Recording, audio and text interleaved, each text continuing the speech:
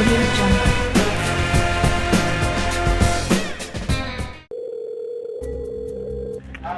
This is Little Caesars Pizza. How can I help you?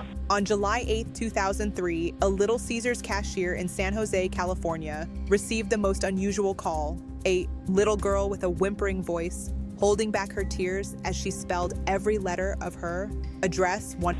I'm sorry? Who is this? Had been kidnapped and her abductor was forcing her to call them. After multiple days of captivity, this had been her only contact with the outside world. He went downstairs, came back upstairs with the pizza and was standing with the pizza box and was staring at me. And he handed me a flyer. And on the flyer was a picture of me and it said missing. He turned to me, he was like, I have to get rid of you tonight. Kidnapped, assaulted, and held in. Bounds, 9-year-old Jeanette Tamayo was long gone when the police finally arrived at the kiosk scene. A young girl was abducted from her home after school. The police later got their hands on some footage from a nearby security camera, but it was quickly deemed useless due to the low quality of the recording.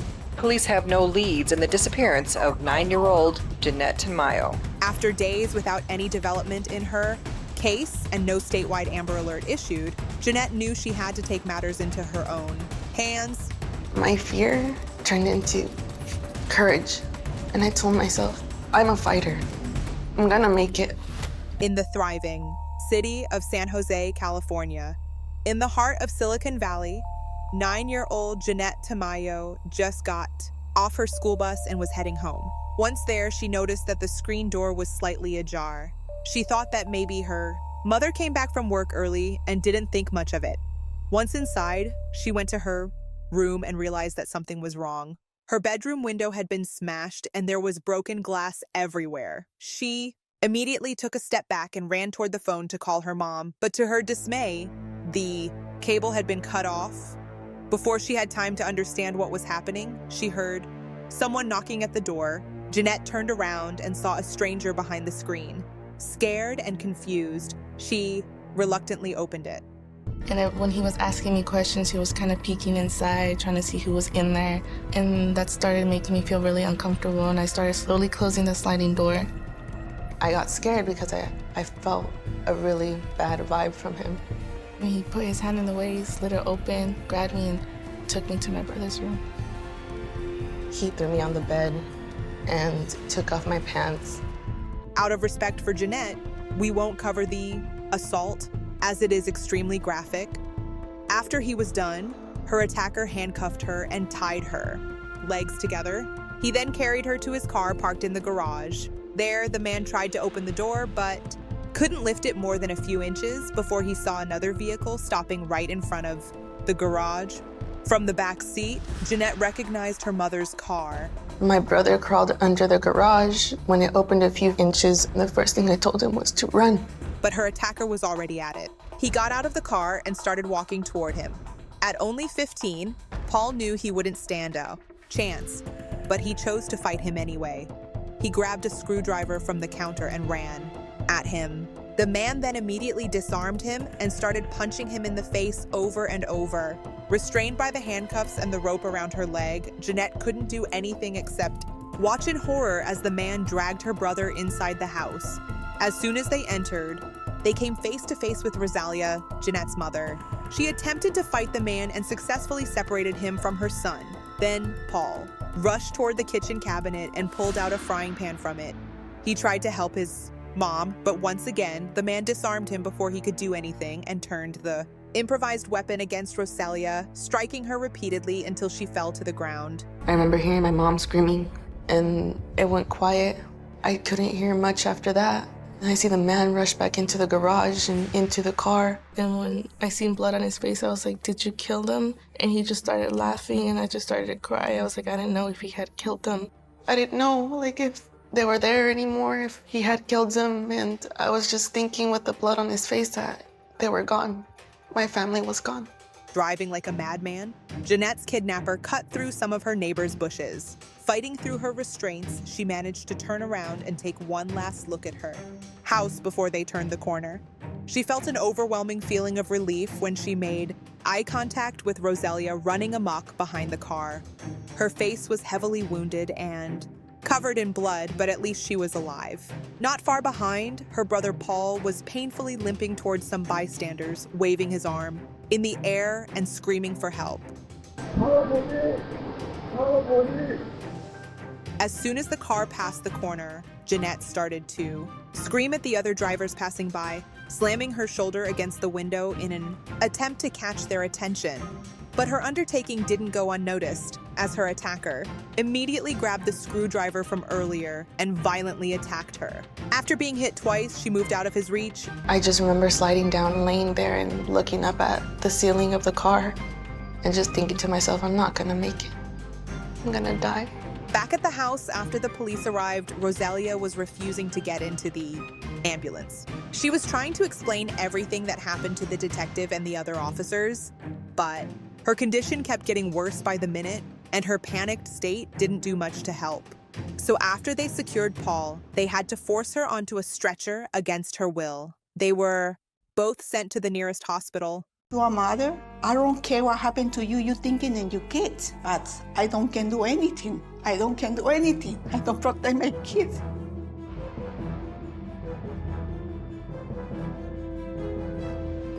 With their only witnesses gone, the police had barely any information to work with. From the get-go, they knew that Jeanette had been kidnapped and that someone broke into the house, cut the phone cords, and attacked them before leaving with her. But other than that, all they had was the crime scene. One of the first things that I did notice in the garage was a lot of blood. I knew at that point this was a very violent crime. You start thinking, are we going to bring her home alive? Heather Randall, the detective assigned to the case, initially thought that maybe some of the blood around the kitchen and the garage belonged to Jeanette. As her forensic team were grabbing samples and examining the scene, she also called in handlers and bloodhounds to get the search started as soon as possible. But sadly, this didn't lead them very far, since neither Jeanette nor her attacker were injured during the initial attack. As this was happening, she also noticed a security camera in the driveway of one of the neighbors. By reviewing the footage it captured in the last hour, they were able to establish a rough timeline of the events. 30 minutes before Jeanette arrived, her attacker smashed her bedroom window and burglarized the house. He then went back to his car and waited for Jeanette to arrive. Afterward, he followed her and knocked at the door. He then assaulted her in the bedroom for almost 30 minutes, at which point they headed to the garage. Meanwhile, Paul and Rosalia made it to the house. In the last bit of the recording, we can clearly hear Rosalia and Paul screaming for help.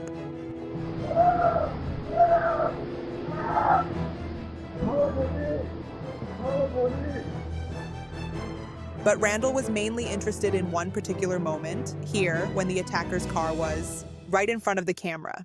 In California, it is mandatory to have either a name, a license plate, number, or a phone number tied to the perpetrator to issue a statewide Amber Alert. It's heartbreaking. You have the evidence right there. It's so close, and yet you need just a little bit clearer video. So before she was able to fall back on Paul and Rosalia, she alerted the media, hoping that even without an Amber Alert, maybe the population would mobilize themselves anyway and spread the word about her disappearance. Together with her department, they got service helicopters in the air with loudspeakers, calling out her name, and gave press conference after press conference just to make sure Jeanette's name was on everyone's mind in San Jose. It puts 1,000 more sets of eyes out on the street, and we knew it was extremely important to push the information out to the public, give them a picture of Jeanette, make sure that flyers were flooded throughout the city. Along the way, Jeanette kept mental notes of every turn they made, hoping she would be able to find her way home if she ever escaped. After a short ride, the car suddenly stopped. The man drove into the garage of a large white house. He opened the door, picked her up, and carried her inside. There, he went up the stairs to the second floor and opened a locked door. Behind it was a very small room with a TV, a little window, a bed, and a bathroom. He threw her on the ground and approached her with a menacing look. After each assault, he would clench her wrist to the shower head using a pair of handcuffs, run the water, and leave her there for a while. I started to break down and cry, and that was my only safe place, was the shower, because every time he left me in the shower was when he didn't touch me, he wouldn't hurt me, or he wouldn't rape me. The next morning, the aftermath of the kidnapping took its toll. While the rest of the Tamayo family gathered around Roselia in San Jose, the police asked some of the family members to take part in the public address. In the morning, he was watching the news again. My cousin was talking to me through the news. She was saying, Jeanette, if you can hear us, just know that. Be strong, girl. We're looking for you. She was like, just don't give up. That gave me hope. That gave me the strength. Either I'm going to fight to get out of here or die trying. During her second day of captivity, Jeanette started to plan out what would be her best course of action against her abductor. Because my life was at risk, I said to myself, I have to have a conversation with him so he gains my trust. So she tried to ask him the most casual question she could think of. I remember asking him, "Where are you from?" Her attacker turned around with a dubious look on his face. He stood up, looked at her straight in the eyes, and for the first time since he kidnapped her, smiled. An intense feeling of disgust filled her chest. At that moment, she wished she could have spit at. His face stabbed him in the back with his screwdriver, or any other acts of retaliation one could think of, but instead she listened to her instinct. She smiled back, trying to look as innocent as possible. She then asked him if she could get a glass of water. He handcuffed her and for the first time left her alone in the room while he went down the stairs to go and get it. Now by herself, she started to nervously tinker with the handcuffs since she had noticed that the lock didn't require any key. It was mechanical. I remember feeling with my fingers a little button and like a latch. I realized that if I moved the latch one way and pressed that button, the handcuffs would release. Now freed, she knew she only had a minute to think of something useful, something that could either save her or maybe help the police find the culprit if she ended up getting murdered. My brother and I would always watch CSI, Law and Order, and the detectives on the shows would always look for clues. Swiftly, she grabbed the watch the man left on the nightstand. Then she rushed to the other side of the room where the man had placed a few toys for her to play with. She grabbed a little clay turtle out of them, and finally, she ran by the bathroom and grabbed her underwear. She remembered that the CSI cast often used the victim's underwear in sexual assault cases, and she wanted him to be punished for what he did to her. But soon enough, her investigation was cut short as she began to hear the heavy footsteps of her kidnapper walking up the stairs. I jumped back on the bed, put the handcuffs on, and once he walked through the door, he just looked at me, and in my mind, I was hoping, please don't touch me, because I had things on me that I was afraid that he might find. On the third day, Jeanette's family was devastated by the lack of progress the case had made. Despite the incredible amount of effort pulled by Randall, the police still had nothing on hand that could lead to her location. When the police tried to tell Roselia that past the 48 hours mark, most kidnapped children are never found, she refused to listen. Very, very, very sad because you're scared. My daughter, she's a little kid. She has only 10 years. I asked the police what happened with my daughter. When my daughter came by, say, maybe never. And screaming a lot. My daughter I don't see for 3 days. I don't feel comfortable because I don't protect her. I don't protect her, I don't feel good.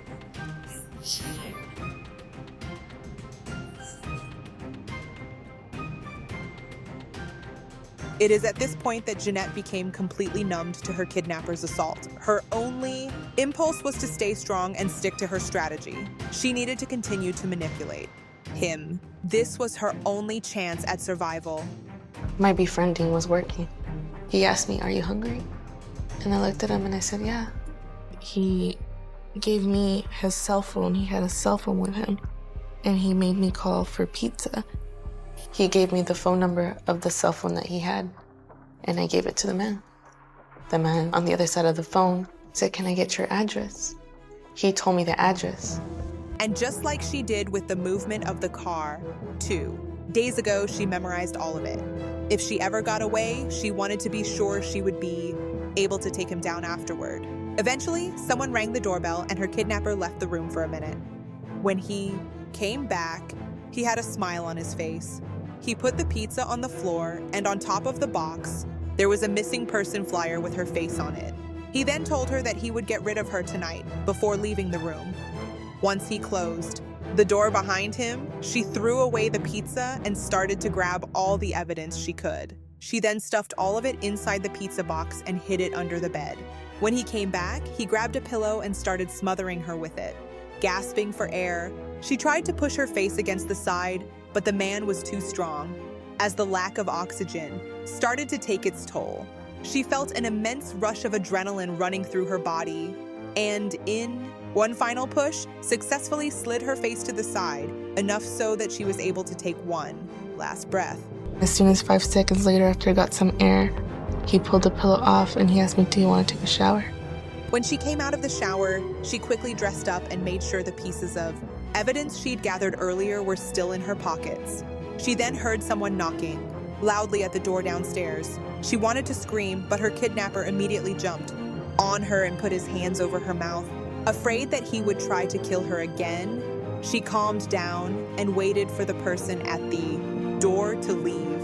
We were sitting in the room for a while, and afterwards, when he heard that it was all quiet, that's when he took me downstairs into the garage. It was all dark.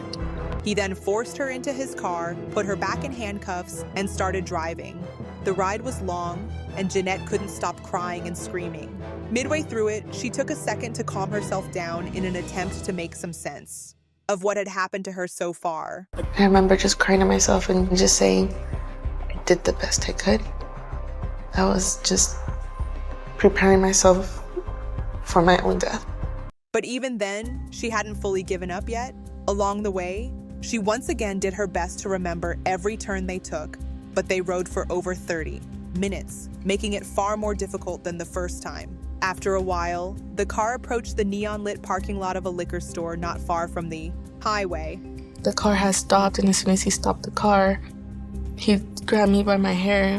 When I looked around, I was like, "Where are we?" And he was like, "I'm letting you go." And when he grabbed me by the back of my head, by my hair, he pulled me towards him. He was like, "If you ever tell anybody what I did or who I am or anything about me, I will come back for you and I will kill your family and I will kill you too." As her kidnapper left, she ran toward the liquor store. She couldn't believe she succeeded. She somehow gained his trust. These thoughts and emotions flooded her mind, and before she knew it, she was face to face with the cashier. It was just all kinds of emotions in one. And I remember the gentleman that was behind the counter looking at me and asking me, "Are you okay?" And then he said, "You're the little girl from TV." The man behind the counter didn't hesitate. He handed her the phone, and when he realized she was distraught, picked it back up and called 911 himself. She said, "Let me use the phone." I said, "Okay, here's the phone." When she started dialing the phone, she was panicking, scared. She didn't know how to dial the number.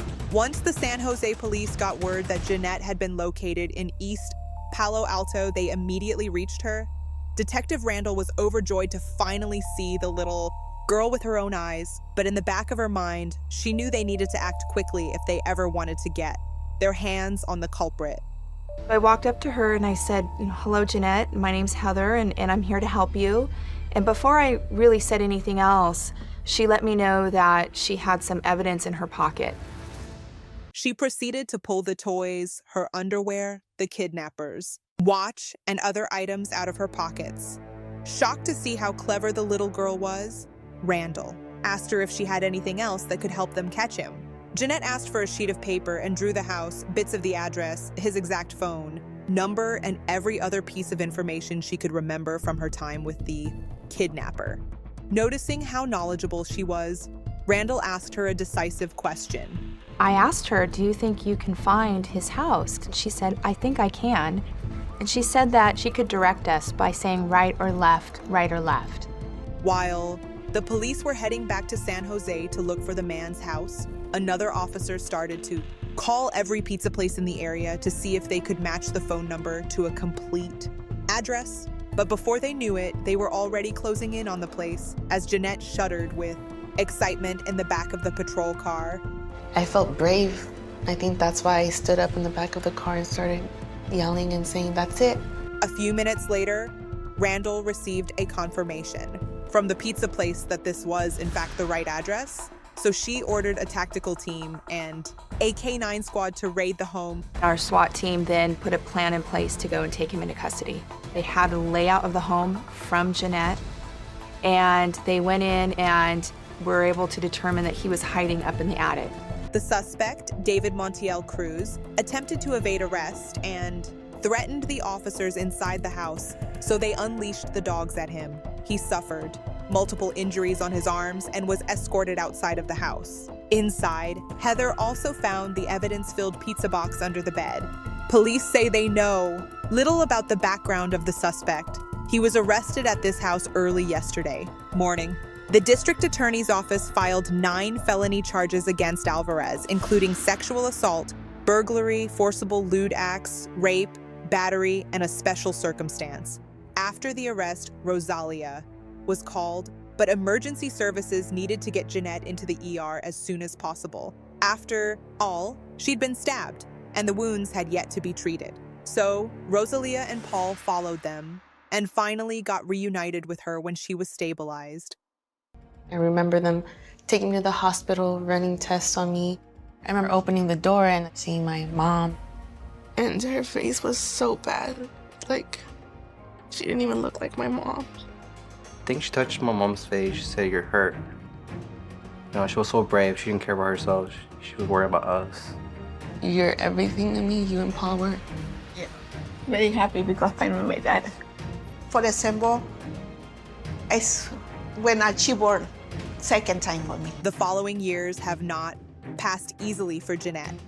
For a time, she dealt with her personal pain on her own. She would never leave the house, stuck in the clutches of a paralyzing fear of men and the outside world. But when she was 15 years old, after 6 years of therapy, something clicked. She finally decided to face her fear and do something about it. 12 years later, TV producers reunited her with Heather Randall, the detective who, with a little help from one clever 9-year-old, put an end to the rampage of David Montiel Cruz and put him behind bars for life. It's so good to see you. I never really got the chance to come back and tell you guys thank you for everything that you did. I really appreciate it. You were strong, you're smart. What happened was you were amazing. You were brave, and that's why you're here today. Even if her trauma hindered her childhood, she didn't let it take over her life as an adult. Today, she decided to follow in Heather's footsteps and study law enforcement. Her goal is to one day be a detective and help her community in the same way Heather helped her. And on top of that, she also wants to become a voice for the missing and every victim of violence. Everybody has a story, and no matter what life throws at us, no matter what obstacles, we're all fighters. And we all have the ability to keep going. I turned my fear into courage. I got my family back.